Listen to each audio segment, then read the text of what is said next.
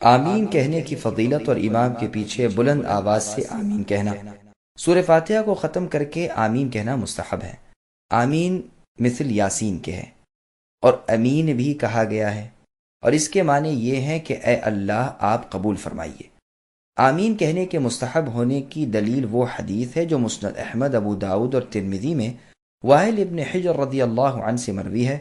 وہ کہتے ہیں میں نے سنا رسول اللہ صلی اللہ علیہ وسلم سے کہ غیر المغضوب علیہم ولا الضالین کہہ کر آمین کہتے تھے۔ ابو داود میں ہے آواز بلند کرتے تھے۔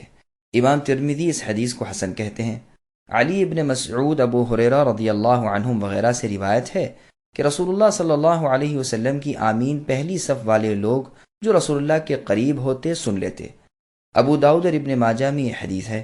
ابن ماجہ میں یہ بھی ہے کہ آمین کی آواز سے مسجد گونج اٹھتی تھی۔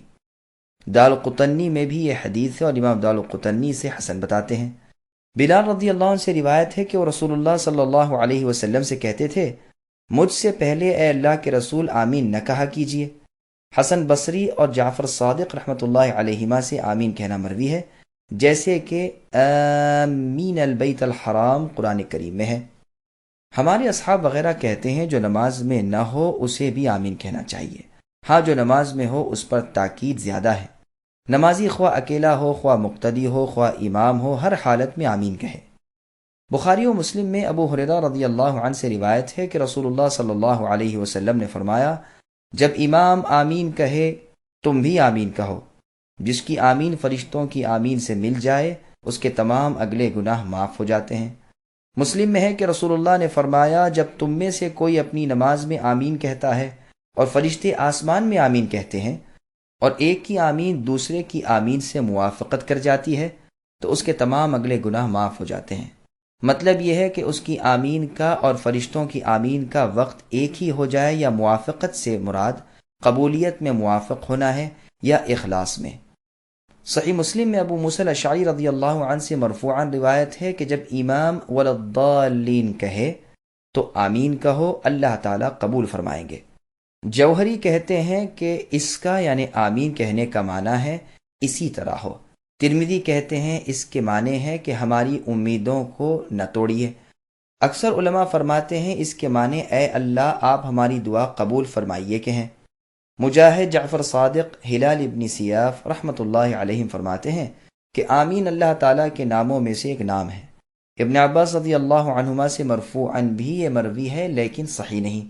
امام مالک رحمۃ اللہ علیہ کے اصحاب کا مذہب ہے کہ امام آمین نہ کہے، مقتدی آمین کہیں، کیونکہ موطا امام مالک رحمۃ اللہ علیہ کی حدیث میں ہے کہ جب امام ولا الضالین کہے تو تم آمین کہو۔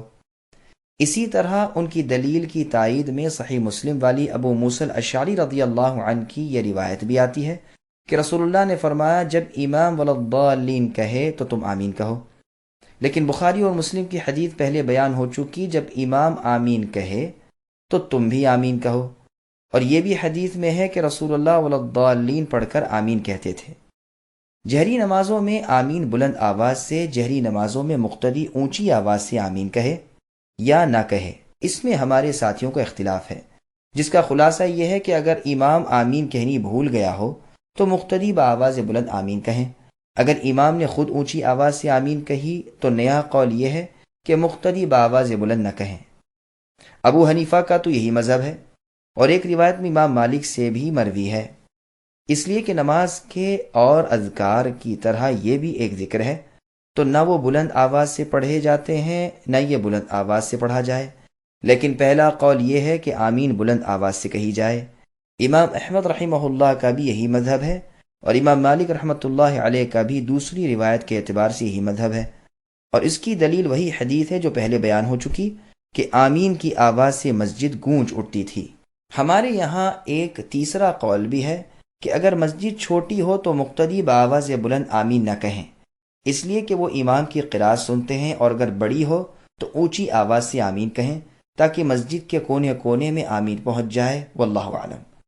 صحیح مسئلہ یہ ہے کہ جن نمازوں میں اونچی آواز سے قرأت کی جاتی ہے ان میں اونچی آواز سے ہی آمین کہنی چاہیے، خواہ مقتدی ہو، خواہ امام، خواہ منفرد۔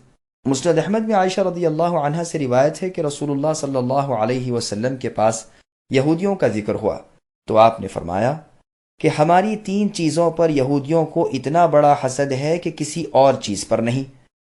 ایک تو جمعے کے کہ باری تعالیٰ نے ہمیں اس کی ہدایت کی اور یہ بہک گئے، دوسرے قبلہ، تیسرے ہمارا ایمان کے پیچھے آمین کہنا۔ ابن ماجہ کی حدیث میں یوں ہے کہ یہودیوں کو سلام پر اور آمین پر جتنی چڑ ہے اتنی کسی اور چیز پر نہیں۔ بلال رضی اللہ عنہ کہا کرتے تھے کہ اے اللہ کے رسول، آمین میں مجھ سے سبقت نہ کیا کیجیے۔ اس کھینچا تانی سے مقتدی پر بعض لوگ جہری نمازوں میں الحمدللہ کا نہ پڑھنا ثابت کرنا چاہتے ہیں، واللہ عالم۔ یہ یاد رہے کہ اس کی مفصل بحث پہلے گزر چکی ہے۔ آمین نہ کہنے کی مثال ایسی ہے جیسے ایک شخص نے ایک قوم کے ساتھ مل کر غزوہ کیا، غالب آئے، مال غنیمت جمع کیا، اب قرعہ ڈال کر حصہ لینے لگے تو اس شخص کے نام کا قرعہ نکلا ہی نہیں اور کوئی حصہ نہ ملے، وہ کہے یہ کیوں؟ تو جواب ملے کہ تیرے آمین نہ کہنے کی وجہ سے۔